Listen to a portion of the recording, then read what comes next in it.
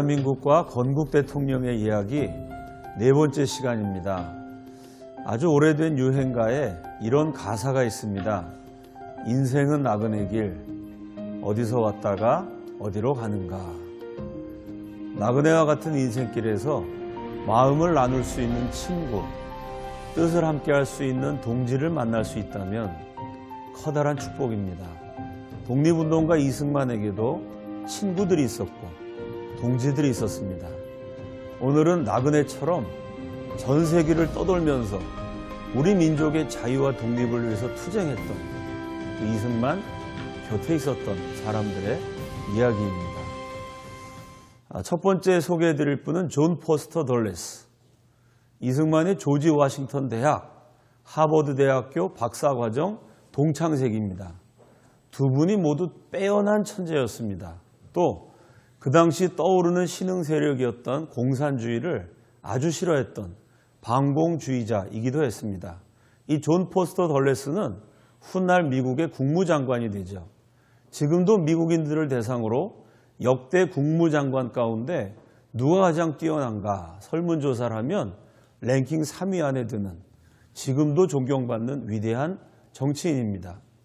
1950년 6.25 전쟁이 터지기 불과 열흘 전, 일주일 전에 존 포스터 덜레스, 이승만의 오랜 친구가 국무부 고문 자격으로 한국을 방문합니다. 오랜 친구 이승만을 다시 만나게 되죠. 두 분이 여러 가지 면에서 의기투합했지만 동시에 국익을 놓고는 양보 없는 치열한 논쟁을 벌입니다. 특히 이승만 박사가 언성을 높이면서 미국의 정책이 틀려먹었다고 자기 친구에게 막 면박을 줍니다. 그때 이승만이 비판했던 내용이요. 애치슨 선언이라는 게 있습니다. 미국 국무장관 애치슨이 미국의 방위선을 일본까지로 선정을 했어요. 그러니까 한반도는 미국 방위 영역에서 벗어나기 때문에 그 애치슨 선언이 공산 집단의 오판을 유도해서 전쟁이 일어난 중요한 원인이 되기도 합니다. 그 애치슨 선언이 틀려먹었다. 거대한 대륙 중국이 공산화되도록 미국이 방치한 것은 거대한 실수다. 나중에 미국이 중국 공산화를 방치한 것 때문에 아주 크나큰 대가를 지불할 것이다. 막 소리를 질러가며 친구에게 미국의 정책을 비판합니다. 그리고 이승만 대통령이 국무부 특사였던 존 포스터 덜레스를 38선으로 그대로 데려갑니다. 그 당시 남한이 처한 안보 상황을 직접 발로 걷고 눈으로 보고 귀로 듣게 만듭니다. 포스터 덜레스가 38선을 시찰하면서 한국의 안보가 얼마나 위태로운 상황인지를 아주 몸으로 느끼게 됩니다. 그리고 그가 한국을 떠나기 전에 6.25 전쟁 터지기 정확하게 일주일 전입니다. 1950년 6월 18일 대한민국 국회에서 연설을 합니다. 그 연설 가운데 대단히 의미심장한 한 대목이 있어요.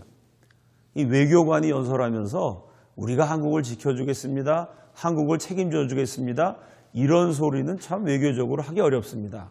아주 완곡한 표현이지만 존 포스터 덜레스가 이런 약속을 합니다. 한국은 결코 혼자가 아닐 것입니다. 거대한 자유세계에서 한 역할을 감당하는 대한민국은 결코 혼자도 아니고 앞으로도 혼자일 수 없습니다. 이게 전쟁 나면 꼭 한국을 도와주겠다는 약속으로 해석할 만한 언급입니다. 그리고 일주일 후에 6.25 전쟁이 터져요. 그때 존 포스터 덜레스는 일본 교토에서 관광을 하고 있었어요. 전쟁 났다는 소식을 듣자마자 급하게 일정을 중단하고 미국 국무부 장관에게 보내는 보고서를 작성합니다. 그 보고서에 즉각 대군을 참전시켜서 대한민국의 공산화를 막아야 된다. 미국의 즉각 참전을 유도하는 데 기여한 문서로 평가되는 존 포스터 덜레스의 전문입니다. 이렇게 6.25 전쟁 직전에 이승만의 친구가 한국에 왔어요. 전쟁 막바지에 방공포로 석방이라는 세계가 깜짝 놀라는 대사건이 일어납니다. 3년 동안 대한민국을 위해서 싸워주고 3천만 국민을 먹여주고 입혀주고 재워줬던 그 미국과 정면 승부를 벌인 이승만의 엄청난 승부수예요. 그 미국 사람들이 지키고 있었던 방공포로를 27,389명을 석방했으니 아이젠하워 대통령이 진노합니다. 그때 미국 정부가 의논했던 계획이 에버레디 플랜. 50년 지나 기밀 문서가 해제되어서 일반에 공개된 내용입니다. 그 에버레디 플랜의 내용은 이승만을 제거하는 것이죠. 감히 미국의 반기를 들었던 이승만을 납치하든지 암살하든지 그리고 새로운 사람을 내세워서 미국은 이 수렁과도 같은 한반도에서 떠난다. 에버레디 플랜을 의논할 때 아이젠하워 대통령을 결사적으로 막으면서 미국이 끝까지 이승만과 대한민국을 지원하도록 설득한 사람이 6.25 전쟁 터질 때 국무부 고문이었던 이 존 포스터 덜레스가 전쟁 말기에는 국무장관이 되어서 이승만과 대한민국을 지켜주는 역할을 합니다. 그리고 시청자 여러분께서 보시는 사진처럼 한미 상호 방위조약, 한미 동맹을 체결할 때 존 포스터 덜레스가 서울에 와서 직접 서명을 합니다. 이렇게 이승만이 대학 시절, 박사과정 시절에 함께 동문수학했던 친구 존 포스터 덜레스와의 인연이 대한민국을 구하고 공산화해서 이 나라를 지켜내는데 아주 중요한 공헌을 하게 됩니다. 이승만이 독립운동을 하면서 Friends of Korea, 직역하면 한국의 친구들, 보통 한미친선협회, 우호협회 이렇게 번역을 합니다. 그런 단체를 만들어가지고 미국인들에게 한국에 대해서 알립니다. 미국의 정치가들, 언론인들, 각 분야 전문인들, 특히 기독교 계통의 지도자들이 많이 모여듭니다. 회원이 제일 많을 때 2만 명에 달할 만큼 영향력 있는 단체가 되었죠. 어느 날 그 Friends of Korea 단체의 아주 중요한 활동을 하시는 분이 젊은 미군을 데리고 옵니다. 닥터 승만리, 내 딸내미가 얼마 전에 시집을 갔는데 우리 사위입니다. 소령 계급장을 달고 있는 미군을 소개해줘요. 이승만 박사가 탁월한 통찰력이 있으신 분이니까요. 이 미군을 만나보니 보통 사람이 아닙니다. 이 미군 소령이 나중에는 큰 인물이 될 것이고, 이승만은 제가 지난 시간에 말씀드렸던 것처럼요. 미국과 일본의 전쟁을 50년 전에 예견하신 분입니다. 어느 나라나 전쟁이 일어나면 군인들이 영웅이 됩니다. 군인들이 스타가 되죠. 이 전쟁을 승리로 이끈 위대한 장군들이 나라의 일을 좌우하게 됩니다. 그래서 이승만이 판단할 때 저 소령이 보통 사람이 아닌데 나중에 저 사람이 미국의 위대한 장군이 되면 그 미국과 일본이 전쟁을 하게 될 것이고 어쩌면 저 미군의 도움을 크게 받을 수도 있겠다라고 순간적으로 판단을 하게 돼요. 그리고 우리의 독립과 건국을 위한 인맥을 만듭니다. 그 미군한테 굉장히 잘해줘요. 크리스마스에 카드도 보내고 또 생일날 선물도 주고 두 분이 아주 절친하게 지냅니다. 막상 친구가 되어 보니까 공통점이 너무 많아요. 둘 다 최고의 천재. 동시에 둘 다 당시로서는 드물게 투철한 반공주의자, 아주 공산주의를 싫어했습니다. 독실한 기독교인이었고요. 밤에 주무시는 잠자리에 드는 습관까지 비슷했어요. 두 분이 다 잠자기 전에 아내에게 성경을 읽어줘요. 그 기도해 줍니다. 또 아내가 남편을 위해서 성경을 읽어주고 기도해 줘요. 자, 부부지간에 취침하는 습관까지 비슷할 정도로 공통점이 많아서 두 분이 아주 가까운 사이가 됩니다. 그 미군이 누굴까요? 여러분 보시는 사진처럼 인천 상륙작전의 영웅 메가더입니다. 우리가 역사를 배워야 되는 이유, 세상에 공짜가 없어요. 무상급식? 그게 무상급식입니까? 세금급식입니까? 내가 돈을 안 낸다고 무상입니까? 천만의 말씀. 누군가가 낸 세금으로 급식하는 거죠. 하늘에서 비처럼 무슨 도시락이 점심 식사가 떨어지는 것도 아니고 세상에 공짜는 없습니다. 메가더가 대한민국을 위해서 열심히 싸워주고 성공 확률이 5,000분의 1이라는 인천 상륙작전까지 감행하고 웬만한 한국인보다 한국을 더 사랑했던 이유, 저절로 된 것이 아니고요. 그 배후에는 메가더로 하여금 대한민국에 기여하게 만들려는 우리의 건국 대통령 독립투사 이승만 박사의 수십 년 세월에 걸친 눈물겨운 노력이 있었습니다. 자, 이승만과 메가더가 얼마나 가까웠는지요? 메가더만 나타나면 이승만 박사의 부인 프란체스카 여사가 질투가 났답니다. 아니, 두 분이 얼마나 다정하게 어깨 동무하고 팔짱을 끼고 연인처럼 속삭이고 대화를 나누는지 우리 남편이 나보다 저 메가더를 더 사랑하는 거 아니야? 영부인께서 질투를 느낄 만큼 두 분이 아주 가깝게 지냈어요. 자, 여러분 보시는 사진처럼 팔짱 끼고 있지 않습니까? 꼭 두 사람이 사귀는 것 같죠? 만났는데 거의 뭐 악수만 하면 되지 이게 옆구리에 손댄 게 거의 포옹하는 장면, 이런 사진도 보이죠? 이 부인이 질투를 느낄 만큼 두 분이 가까이 지냈습니다. 메가더로 하여금 대한민국 편이 되도록 하기 위해서 숱한 노력을 하셨는데요. 그 이승만 박사의 노력 가운데 대표적인 것 한 가지, 메가더 장군의 아버지 메가더도 미국의 유명한 장군이었습니다. 대대로 장군을 배출한 명문가였죠. 아버지 메가더가 러일 전쟁 때 전세를 살피기 위해서 조선을 방문합니다. 강대국 장군의 환심을 사기 위해서 고종 황제가 귀중한 선물을 주죠. 조선의 국보급 향로입니다. 조선의 향로니 얼마나 멋진 예술품이겠어요. 아버지 메가더가 그 향로를 너무 자랑스럽게 생각했습니다. 자기 집에다가 전시실을 만들어 놓고요. 미국의 고위 지도자들, 군인들 집에다 초청해서 잔치를 벌입니다. 바베큐 파티하면서 그 향로를 자랑해요. 저 코리아라는 나라가 있습니다. 이게 그 나라 국보인데 그 나라 황제께서 저에게 선물한 것입니다.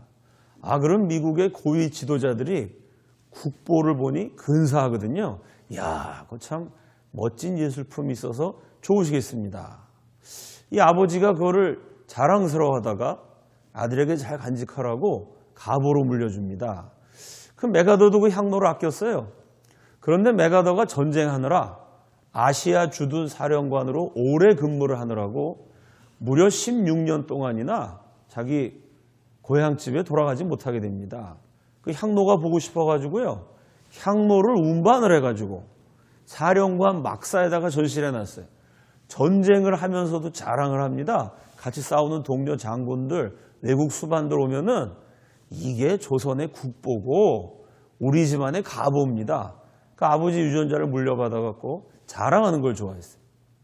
그런데 또 문제가 생겨요. 태평양 전쟁 때 일본군이 유엔군 사령관 막사를 기습합니다. 메가더가 급히 피신을 할 때 부관이 실수로 그 귀한 국보의 향로를 태평양에 빠뜨렸어요. 메가더가 열받아가지고 잠수부를 동원해서 태평양 바다를 수색합니다. 여러분 생각해 봅시다. 한강에 주전자가 하나 빠졌어요. 한강에 빠진 주전자를 무슨 수로 찾겠습니까? 이건 한강이 아니고요. 대한민국 몇십 배 되는 넓디 넓은 태평양입니다. 불가능한 일인데 잠수부를 풀 만큼 메가더가 향로 잃어버린 거를 애석하게 생각했어요. 이승만 대통령이 그 정보를 입수합니다. 야, 이 향로를 이용해서 메가더와 미군을 한반도에 붙잡아 놔야 되겠다. 이승만 박사가 정권을 잡자마자 군인, 경찰, 민간인 총동원해갖고 전국을 뒤집니다. 메가더의 아버지가 받았던 향로, 메가더가 잃어버려서 애석해했던 향로와 비슷한 국보급 작품이 있는지 전국을 찾아봐요. 결국 비슷한 작품 찾아냅니다. 아니 당연하죠. 예술가가 작품을 하나만 만들고 죽진 않았겠죠. 그 비슷한 예술가가 비슷하게 만든 작품들이 당연히 있게 마련입니다. 그걸 딱 준비해서 1948년 8월 15일 역사적인 대한민국 건국일에 메가더를 초대합니다. 여러분 생각해 봅시다. 저 아프리카 남미에 굶어 죽어간 나라에서 뭐 퉁탕퉁탕 식민지도 겪고 내전도 겪고 아주 대한민국이랑 이해관계가 없는 가난한 약소국에서요. 건국을 한다고 그러면 대한민국 대통령이 방문할까요? 대한민국 대통령이 할 일 없는 사람이 아닙니다. 그 언제 망할지 모르는 약속을 굶어 죽는 나라, 거기 대사나 보내든지 누구 특사 보내면 되죠. 대통령이 갈 일이 없습니다. 당시에 메가더는 미국 대통령보다 인기가 좋았어요. 별 5개. 원래 군인이 일정 연령이 되면 퇴직하셔야 되는데 정년 되시면 군복을 벗어야 되는데요. 메가더는 2차 세계대전을 승리로 이끈 세계적인 명장이기 때문에 종신 원수였습니다. 이런 어마어마한 직함으로 세계 최고의 슈퍼스타였던 메가더가 다 굶어 죽는 더군다나 분단된 언제 망할지 모르는 대한민국이라는 나라 세워지는데 올 이유가 없어요. 근데 메가더가 직접 왔습니다. 이유는 40년 친구였던 이승만이 대통령이 되고 그 애국자 이승만 늘 한국에 관심을 갖고 한국을 위해서 기도하도록 메가더에게 권유했던 친구가 조국을 되찾는 그 기쁨에 축하해 주기 위해서 메가더가 직접 김포공항에 내립니다. 이승만 박사가 먼 길 오느라 수고가 많으셨습니다. 인사를 하고 선물 하나 줘요. 이 자그마한 선물을 준비했는데 마음에 드실지 모르겠습니다. 시치미를 뚝 떼고 건넙니다. 감사합니다. 그리고 메가더가 풀어봤더니 정신이 번쩍 들고 눈이 튀어나왔겠죠. 아버지에게 물려받은 본인이 잃어버려서 너무나 애석해했던 그 국보급 향로, 멋진 예술품이 나타나는 겁니다. 메가더가 얼마나 감격했겠어요. 그때 이승만 대통령이 자기 친구에게 정중하게 허리를 숙여서 이렇게 인사합니다. 각하를 향한 우리 한국인의 마음입니다. 코리아를 잊지 말아 주십시오. 자기 친구에게 그렇게 부탁을 해요. 약소국 대통령이 나라를 지키기 위해서 최선을 다한 과정입니다. 제일 좋은 거는요. 우리 힘으로 일본을 물리치는 게 제일 좋아요. 식민지 조선에 힘이 없었습니다. 미국이 원자폭탄 떨어뜨려주는 바람에 미국의 도움으로 해방이 됐죠. 자, 대한민국 건국했는데 해방 당시 북한의 경제 규모는 남한의 대략 40배 정도 됐다 그럽니다. 북한이 훨씬 잘 살았고요.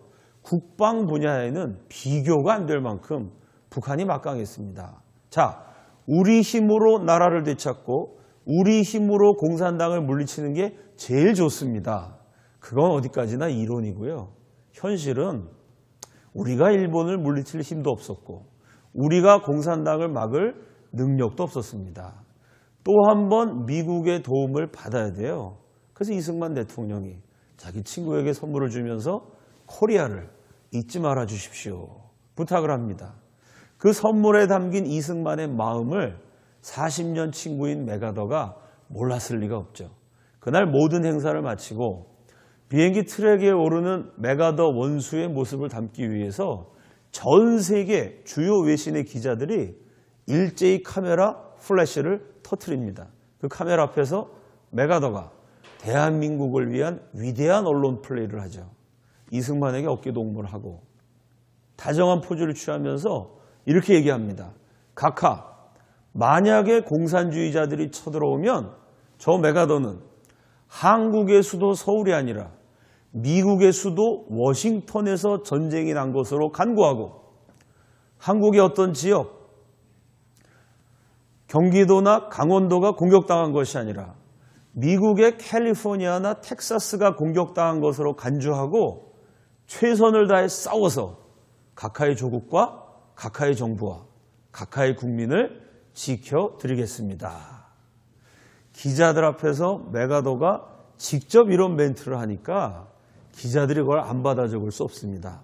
여러분 보시는 것처럼 1948년 8월 15일자 지금도 세계적인 언론이죠. 뉴욕타임즈에 메가더의 이야기가 그대로 실려 있어요.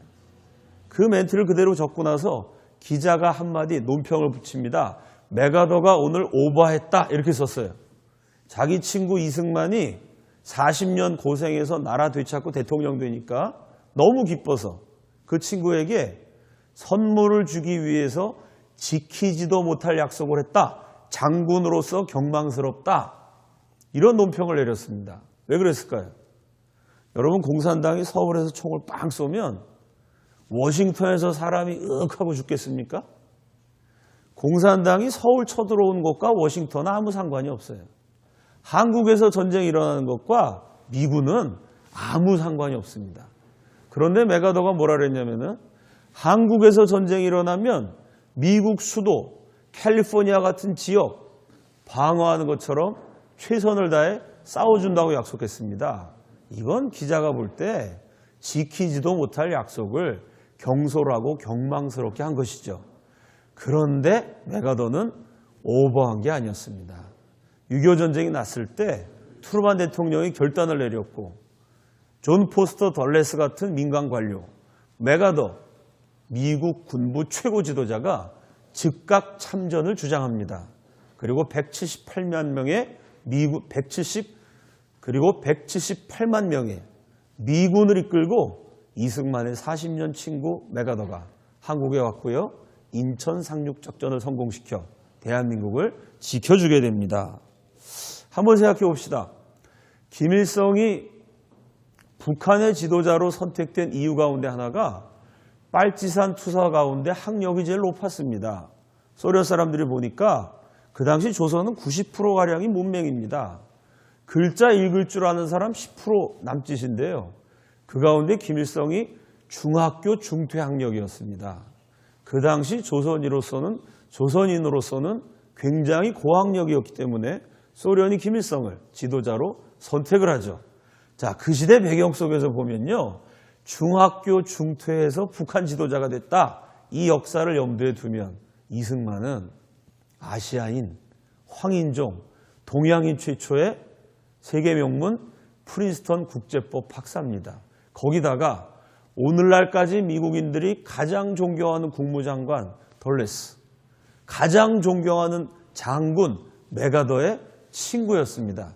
그 당시 조선인들 가운데 이만한 학벌과 이만한 인맥을 가진 사람 없습니다. 조선 팔도 전체를 뒤져도 없고요. 세계적으로도 미국 최고의 지도자들과 오랜 시간 교분을 나눴던 지도자는요. 다른 강대국에서도 찾아보기 어렵습니다. 식민지 조선에 이승만이라는 독보적인 인물이 더군다나 우리 민족을 정말 사랑했던 애국자가 있어서 그분이 건국 대통령이 되셨다는 것, 이 민족에게 내리신 정말 놀라운 축복이 아닐 수 없습니다. 자, 세 번째 제가 소개해드리고 싶으신 분은 국민 여러분이 보시는 이 사진과 관련된 인물입니다. 이 사진은 중국인 목장을 하고 있는 이승만, 하와이에서 독립운동을 하고 계셨는데요. 상해 임시정부 대통령으로 추대가 됩니다. 그래서 하와이에서 상해로 떠나서 상해에 활동하던 당시 그 삼엄한 일본 경찰의 감시를 뚫기 위해서 중국 사람 목장을 하고 중국인으로 위장한 장면입니다. 하와이에서 상해까지 가는 길도 대단히 위태로웠습니다. 그 당시 일본 제국주의는 이승만에게 30만 달러, 조선 독립운동가에게 내건 현상금 가운데 최고액입니다.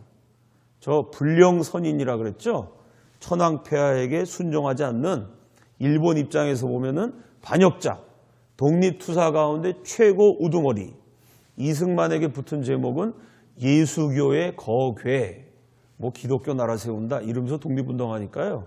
예수교의 거대한 괴수, 저 이승만에게 30만 달러 현상금이 붙어 있었어요. 그러니 하와이에서 상해까지 가기가 거의 불가능했는데 그때 도움을 준 친구가 보수익입니다. 문제는 이 보수익의 직업이 장의사였던 점이죠. 보수익이 어떻게 이승만을 상해까지 밀항을 시켰냐면요. 하와이에서 일하던 중국인 노동자들이 있습니다. 그 중국인 노동자들이 이역만리 타국에서 일하다가 죽으면 그 시신을 관에다가 실어가지고 중국까지 운반을 하겠죠. 보수익이 장의사이기 때문에 시체를 중국에 보내는 일을 했어요.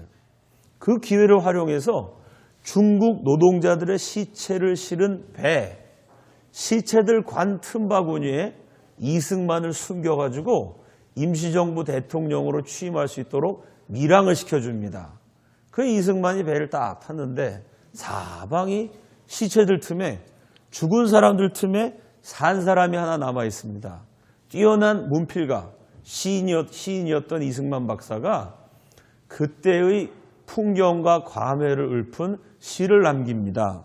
민국, 대한민국 임시정부 수립 이후의 기간을 민국이라고 표현했습니다. 민국 2년 동짓달 16셋 날 하와이에서 남몰래 배를 탔다네. 겹겹의 판자문에 화롯불은 따뜻하니 사면이 철벽이라 칠흑같이 어두웠네.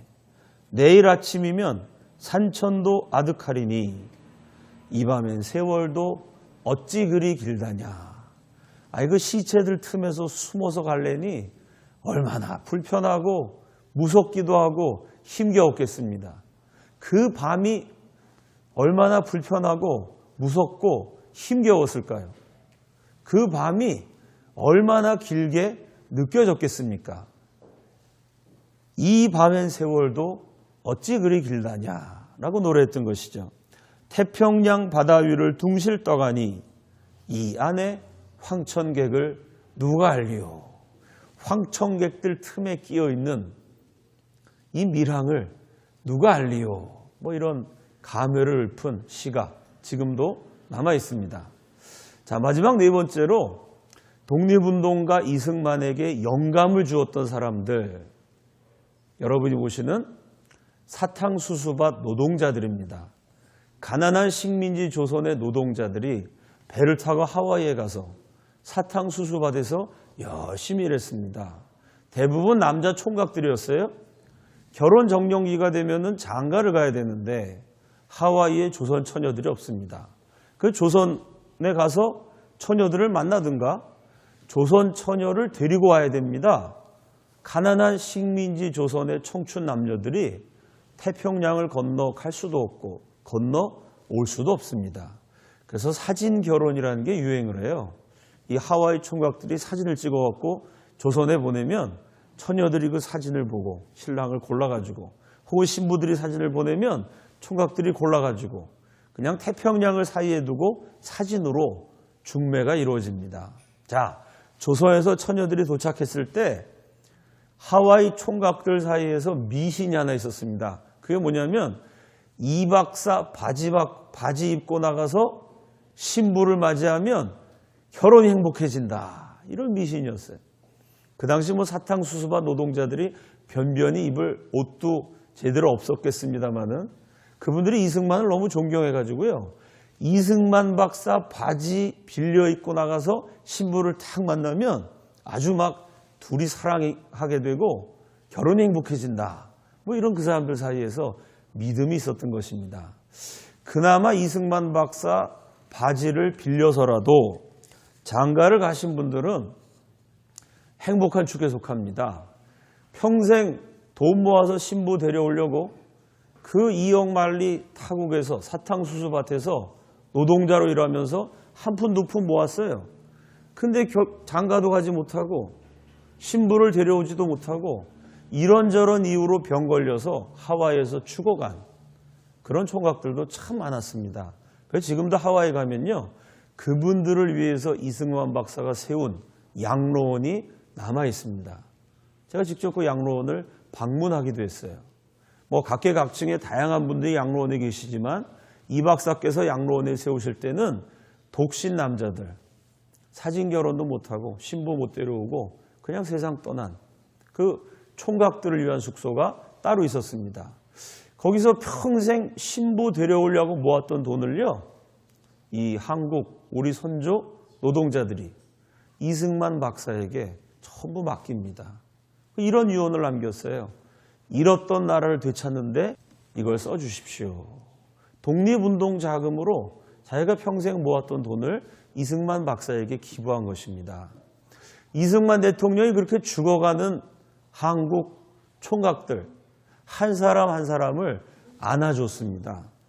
수많은 한국 노동자들의 임종을 함께 맞이했어요. 이승만 박사의 품 안에서 이 돈을 잃었던 나라 되찾는 데 써주십시오. 평생 고생해 모은 돈을 다 독립운동 자금으로 맡기고요. 망명정부의 대통령 품 안에 안겨서 죽어간 이름 없는 애국자들이 참 많았습니다. 이승만 박사와 프란체스카 여사의 회고록에 그 남자들 얘기가 나와요. 독립운동하다 보면 참 힘들 때가 많았답니다. 잃어버린 나라를 되찾는다는 게 얼마나 힘들었겠어요? 나라도 없는데 외교를 한다는 게 불가능한 일 아닙니까? 참 그 힘겨운 세월을 버틸 때마다 기운이 떨어질 때, 포기하고 싶을 때 이승만 박사의 품에 안겨서 죽어간 그 이름 없는 애국자들의 마지막 유언이 떠올랐다. 프란체스카 여사의 회고록입니다. 그렇게 전 재산을 맡기고 잃어버린 나라를 위해서 써달라고 내 품에서 죽어간 애국자들이 많은데 이름 없는 조선 노동자들 생각해서라도 내가 여기서 포기하면 안 되지. 힘을 내서 나라를 되찾아야지. 그렇게 용기를 되찾는 영감의 원천이 되었던 것입니다. 우리가 어떻게 나라를 되찾을 수 있었을까요? 이승만과 같은 영웅이 있었습니다. 그 영웅을 도와준 친구들이 있었고 동지들이 있었습니다. 그 친구들 가운데는요, 메가더 같은 명장, 보수익 같은 장의사도 있었습니다. 동시에 이름을 남기지 못한 채 죽어간 사탕수수밭 노동자들도 있었어요. 사랑하는 국민 여러분, 그 모든 분들이 모여서 역사를 만든 것입니다. 이승만 같은 영웅뿐만이 아니라 이름 없는 필부들이 함께, 위대한 민족 지도자뿐만이 아니라 일반 백성들이 함께 독립운동의 역사를 만들어갔던 것이고 건국의 역사를 이룩한 것입니다. 역사를 만드는 사람들이 있습니다.